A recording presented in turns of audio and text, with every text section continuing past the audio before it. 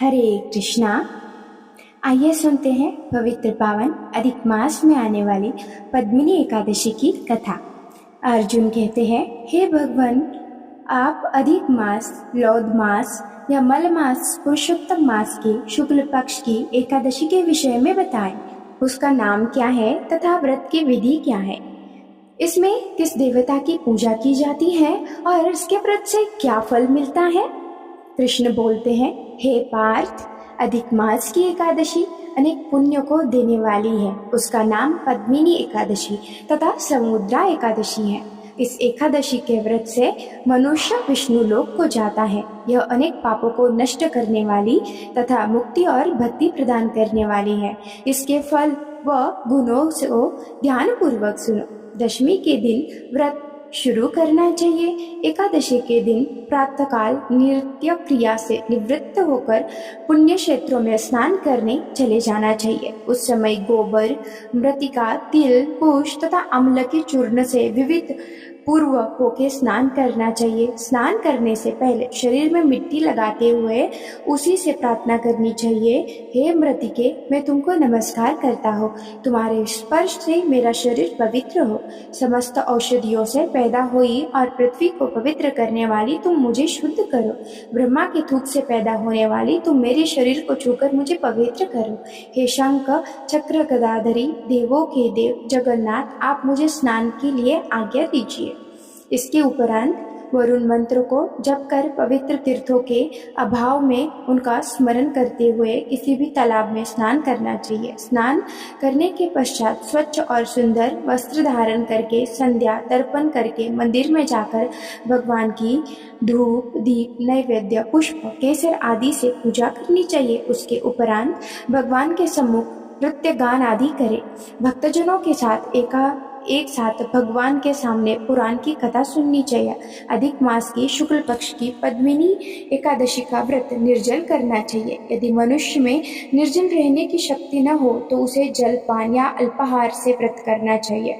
रात्रि में जागरण करके नाच और गान करके भगवान का स्मरण करते रहना चाहिए। प्रति प्रहर मनुष्य को भगवान या महादेव की पूजा करनी चाहिए। पहले प्रहर में भगवान को नारियल, दूसरे प्रहर में बिल्व फल, तीसरे प्रहर में सीताफल और चौथे प्रहर में सुपारी, नारंगी अर्पण करना चाहिए।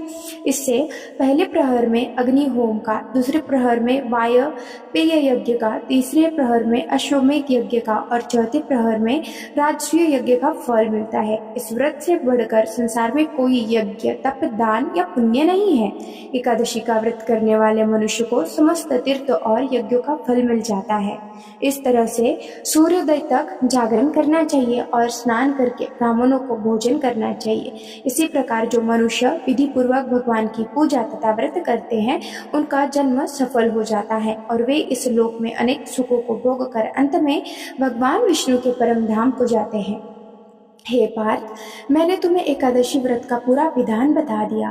अब जो पद्मिनी एकादशी का भक्तिपूर्वक व्रत कर चुके हैं उनकी कथा कहता हूँ, ध्यान पूर्वक सुनो पार्थ। यह सुंदर कथा पुलस्त्य जी ने नारद जी से कही थी। एक समय कार्तवीर्य ने रावण को अपनी बंदीगृह में बंद कर लिया। उसे मुनि पुलस्त्य ने कार्तवीर्य से विनय करके छुड़ाया। इस घटना को सुनकर नारद जी ने पुलस्त्य जी से कहा, हे महाराज, उस मायावी रावण को जिसने समस्त देवताओं के सहित इंद्र को जीत लिया, कार्तवीर्य ने किस प्रकार जीता सो आप मुझे समझाइए। इस पर पुलस्त्य ऋषि बोले, हे नारद जी, पहले कार्तवीर्य नामक एक राजा राज्य करता था। उस राजा का 100 स्त्रियां थी। उसमें से किसी को भी राज्यभार संभालने वाला योग्य पुत्र नहीं था। तब राजा ने आदरपूर्वक पंडितों को बुलाया और पुत्र की प्राप्ति के लिए यज्ञ करे, परंतु सब असफल रहे। जिस प्रकार दुखी मनुष्य को भोग निरस मालूम पड़ते हैं, उसी प्रकार उसको भी अपना राज्य पुत्र बिना दुख में प्रतीत होता था। अंत में वह सबके द्वारा ही सिद्धियों को प्राप्त जानकर तपस्या करने के लिए वन में चला गया। उसकी स्त्रियां भी वस्त्रालंकार को त्याग कर अपने पति के साथ पर्वत में चली गई, गंधमादन पर्वत में चली गई। उस स्थान पर इन लोगों ने 10,000 वर्ष तक तपस्या की, परंतु सिद्धि प्राप्त न हो सकी। राजा के शरीर में केवल हड्डियां रह गई। यह देखकर प्रमदा ने विनय सहित महासती अनुसया से पूछा, मेरे पतिदेव को तपस्या करते हुए 10,000 वर्ष बीत गए, परंतु अभी तक भगवान प्रसन्न नहीं हुए हैं जिससे मुझे पुत्र प्राप्त हो सके। इसका क्या कारण है? इस पर अनुसया बोली कि अधिक लौंद मास में जो एकादशी आती है, मास में जो कि एक 36 महीने बाद आता है, उसमें 2 एकादशी होती है। इसमें शुक्ल पक्ष की एकादशी का नाम पद्मिनी और कृष्ण पक्ष की एकादशी का नाम परमा है। उसके व्रत और जागरण करने से भगवान तुम्हें अवश्य ही पुत्र देंगे। इसके पश्चात अनुसया ने व्रत की विधि बतलाई। रानी ने अनुसया की बतलाई विधि के अनुसार एकादशी का व्रत और रात्रि में जागरण किया। इससे भगवान विष्णु उस पर बहुत प्रसन्न हुए और वरदान मांगने के लिए कहा। रानी ने कहा, आप यह वरदान मेरे पति को दीजिए। प्रमदा का वचन सुनकर भगवान विष्णु बोले, हे प्रमदे, मलमास यानी लौंद मास मुझे बहुत प्रिय है, उसमें भी एकादशी तिथि मुझे अधिक प्रिय है। इस एकादशी का व्रत तथा रात्रि जागरण तुमने विधि पूर्वक किया, इसलिए मैं तुम पर अत्यंत प्रसन्न हूँ। इतना कहकर भगवान विष्णु राजा से बोलते हैं, हे राजेंद्र, तुम अपनी इच्छा के अनुसार वर मांगो, क्योंकि तुम्हारी स्त्री ने मुझे प्रसन्न किया है। भगवान की मधुर वाणी सुनकर राजा बोला, हे भगवान, आप मुझे सबसे श्रेष्ठ, सबके द्वारा पूजित तथा आपके अतिरिक्त देव, दानव, मनुष्य आदि से अजय उत्तम पुत्र दीजिए। भगवान तथास्तु कहकर अंतर्धान हो गए। उसके बाद वे दोनों अपने राज्यों को वापस आ गए। उन्हीं के यहाँ कार्तवीर्य उत्पन्न हुए थे। वे भगवान के अतिरिक्त सबसे अजय थे। इन्होंने रावण को जीत लिया था। वह सब पद्मिनी व्रत का प्रभाव था। इतना कहकर पुलस्त्य जी वहां से चले गए।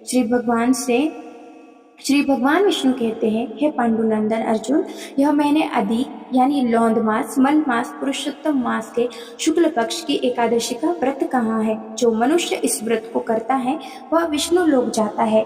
तो हे भक्तजनों, जो भी इस वीडियो को सुन रहा है, देख रहा है, आइए इस बार अधिक मास में आने वाली पद्मिनी एकादशी के व्रत का पालन करते हैं और भगवान से कृपा करेंगे कि वो हमारी चेतना को उच्च लेवल पर ले जाके हम इस दुनिया का कुछ भला करने के लायक बनाए।